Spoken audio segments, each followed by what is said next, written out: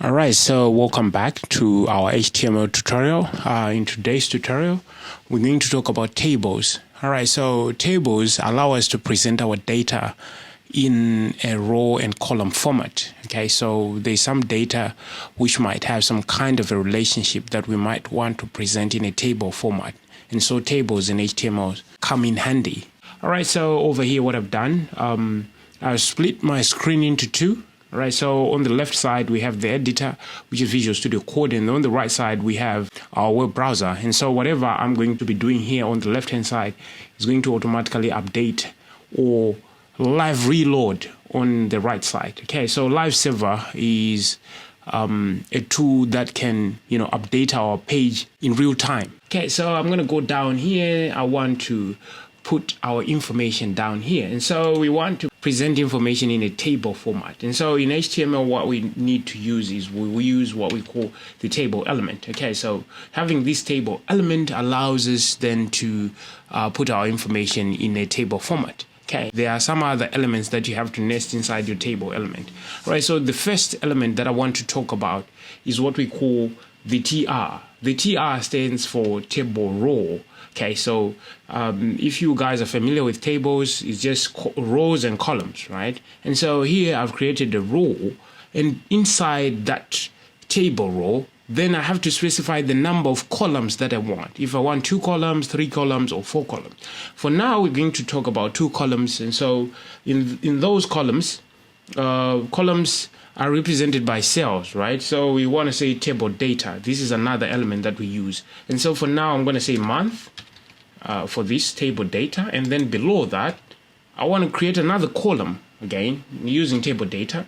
And this column is going to be, let's say, savings, like this. Right, so we have month and savings, right? And so if I save this, with our live reload, you can see down here, at the bottom of this screen on the right side, you can see there's month and savings. So there are 2 columns essentially down here, but we cannot really see the difference. And so what we have to do is we have to style this table.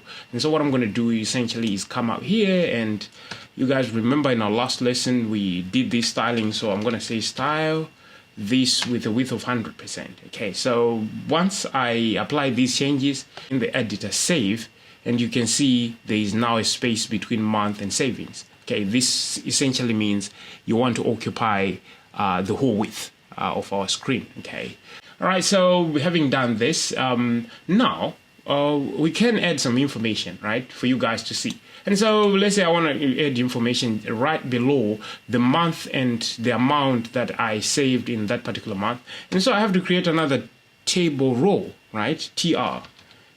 That's what it means, table row. And then within that table row, because I have 2 columns, I have to provide 2 elements of table data. And so I have to say TD here, asterisk 2, right? Asterisk 2.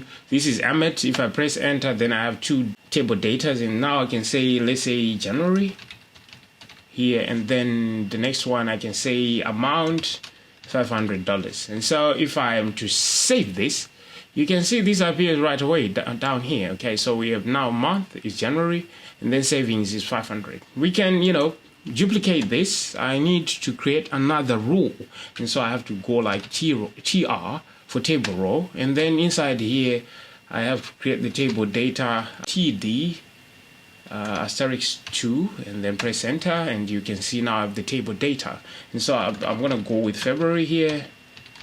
And then I saved $300. And so if I save this, then it's going to appear over here. As you guys can see, I'm creating my table.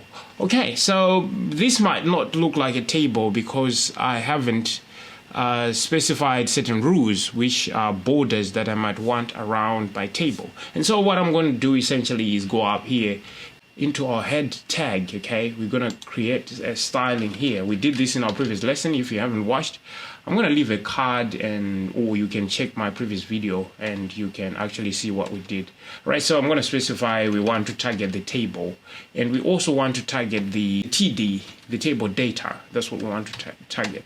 And so we want to provide a border specifically of let's see, 1px solid black. I think this is what I want. And so if we are to save this, you will see down here now our information is surrounded with borders. However, as you guys can see, the TD, if I'm to remove this table data here, let me try and remove that and save this. You can actually see that, the table is just, the outside border. But the moment I provide the T, is the table data, right? And save this, you can actually see that each and every cell here, sorry, I have to scroll. And so you can see each table data has its own cell. Our information is more organized than it would be without a table. All right, so let's say I want these headings, of course these are headings, to be more like headings, right? Right now it doesn't look like these are headings, they are not so much different from the data. And so what I have to do is, instead of putting TD here, table data, I could replace this TD with a TH, right? And so TD and TH. This TH simply means table headings. Okay, so if I save this, and hopefully, as you guys can see, this has been transformed into some kind of a heading. However, we lost that border, okay, because we did not specify in our styling rules. These are our styling rules. We did not specify the table heading, so we should include the TH over here and save this. As you guys would see and guess, now we have this table. So actually now, looking at our table, we can actually see that we have what we call double borders. Okay, so you can see we have an outside border and then each cell has its own borders. And so we can solve this problem. If you want it to look like this, it's okay. But I feel like this is quite repetitive. And so what we can actually do is we can go to our styling and we can specify a rule so that we collapse all these borders so that they become just a single border. Okay, so border dash collapse. And we can say we want a value of collapse to our borders. Okay, so the moment I save this, you actually see that those double borders no longer appear here. They've been collapsed. Okay, so if I, for some reason, wanted to add extra information, let's say I want to add another column or another row. If I want to add another row, I should come down here and say TR, and then placing the data, table data, and then write the data. And so let's say I want for March, and I want this to be 900, depending on my savings. If I save this and come down here, you can see this information is appearing down here. And for some reason, let's say I want an extra column. Okay, so I want to add expenditure, so I could come here on table headings and say TH and then say expenditure here. And so now I have an extra column. I need to provide that data for that extra column. So what I have to do is come down here and say another TD here and say my expenditure was 400. Let me put a $sign here, and then on the next row, the other row here, let's say table data, I have an expenditure of maybe 800, and then again on this last one, table data, I have an expenditure of, let's say, 100. And so if I'm to save this, and you will see we now have 3 columns, right? We have month, savings, and expenditure, and then we have that particular data respectively. Okay, so these are the basics. When you want to create a tables, you could make these fancy by adding more styling, which I'm not going to be talking about today. So this is the information that you need.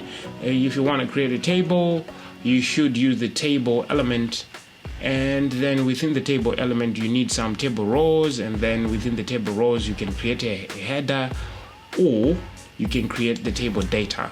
Okay, so basically that's it. All right, so I want to thank you for your time. Don't forget to subscribe to the channel. If you have any questions, please leave them in the comment section. I want to thank you for your time. Hope to see you in our next video. For now, I'm out. Bye-bye.